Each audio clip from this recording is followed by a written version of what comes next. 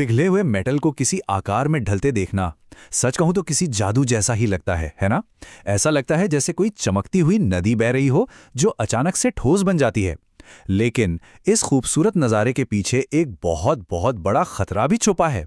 तो चलिए आज इसी पर बात करते हैं कि इस तरल आग को, इस लिक्विड फायर को आखिर काबू में कैसे किया जाता है।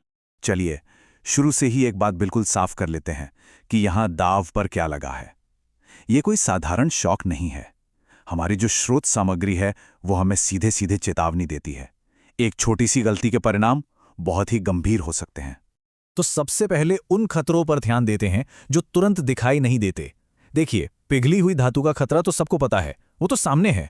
लेकिन जो असली हत्यारे हैं ना, वो अक्सर हमारी नजरों से छिपे रहते हैं। तो एक फाउंड्री में सबसे बड़ा और सबसे जानलेवा खतरा क्या हो सकता है? ज्यादातर लोगों के दिमाग में शायद आग या पिघली हुई धातु का ख्याल आएगा, पर असलियत में सबसे बड़ा खतरा कुछ और ही है, कुछ ऐसा जिसकी हम शायद कल्पना भी नहीं कर सकते। ये है नंबर 1 किलर, स्टीम एक्सप्लोजन, यानी भाप का विस्फोट। सुनने में शायद ये शब्द उतना खतरनाक न लगे, लेकिन इसकी ताकत वाकई विनाशकारी होती है। अब सवाल ये है कि ये होता कैसे है, मतलब जरा सी नमी इतना बड़ा धमाका कैसे कर सकती है। सोचिए, पानी की सिर्फ एक बूंद जब वो 1000 डिग्री से भी ज्यादा गर्म पिघले हुए मेटल के संपर्क में आती है ना, तो वो तुरंत मतलब एक पल में भाप बन जाती है। और पता है, वो अपने ओरिजिनल साइज से 1700 गुना ज्यादा फैल जाती है।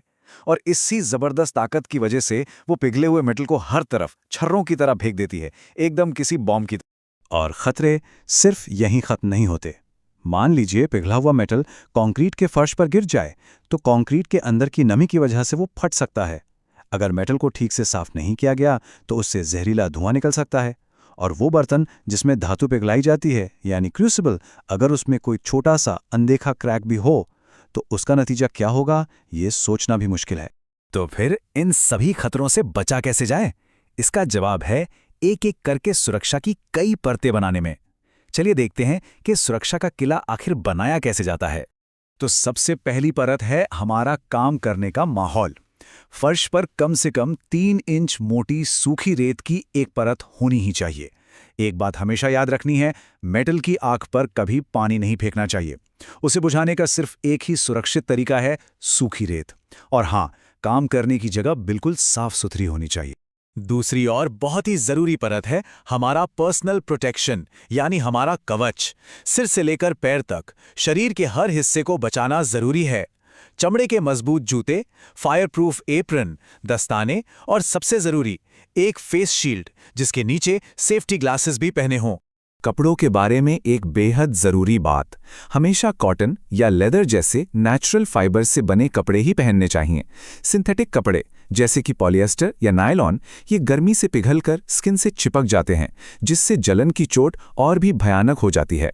स्रोत सामग्री में इस बात को एक बहुत अच्छे उदाहरण से समझाया गया है।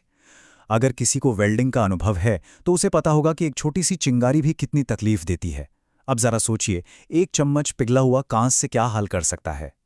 ये तुलना खतरे को एकदम असली बना देती है। ठीक है, तो हमने गियर और माहौल की बात कर ली। अब आगे बढ़ते हैं और प्रक्रिया के नियमों को समझते हैं। खास तौर पर ढलाई के वक्त, जो कि सबसे खतरनाक पल होता है, कुछ सख्त नियमों का पालन करना बेहद जरूरी है। और ये नियम बहुत ही सीधे और साफ हैं। जब ढलाई हो रही हो तो आसपास कोई फालतू व्यक्ति नहीं होना चाहिए। ध्यान का भटकना बहुत खतरनाक हो सकता है। एक बार में एक ही काम। और हाँ, क्रूसिबल में हमेशा ठंडी धातु डाली जाती है ताकि नमी की वजह से होने वाले विस्फोट से बचा जा सके। ये स्लाइड एक बहुत ही जरूरी बात पर जोर देती है, और वो है पर्सनल जिम्मेदारी। देखिए, अगर किसी की तबीयत ठीक नहीं है या कोई बहुत थका हुआ है या फिर किसी भी तरह के नशे के असर में है, तो उसे इस काम से बिल्कुल दूर रहना चाहिए। ये कोई मजाक नहीं है। यहाँ 100% फिजिकली और मेंटली प्रेजेंट होना बहुत जरूरी है। तो हमने माहौल की बात की, पर्सनल कवच की बात की और नियमों की भी। लेकिन एक सुरक्षा उपकरण ऐसा है जो इन सब से ऊपर है, इन सब से बढ़कर है। तो सवाल यह है कि आखिर वो कौन सी एक चीज है जो सबसे ज्यादा मायने रखती है? वो कौन सा टूल है जो किसी भी महंगे गियर से ज्यादा जरूरी है?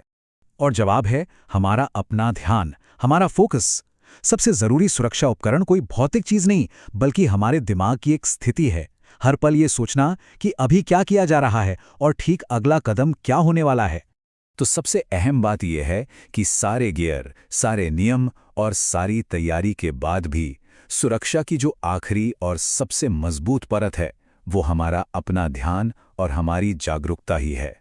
और अंत में ये एक सोचने वाली बात है, सुरक्षा के नियम हमें एक नक्शा दे सकते हैं, एक रास्ता दिखा सकते हैं, लेकिन उस रास्ते पर सुरक्षित तरीके से चलने के लिए जिस फोकस की,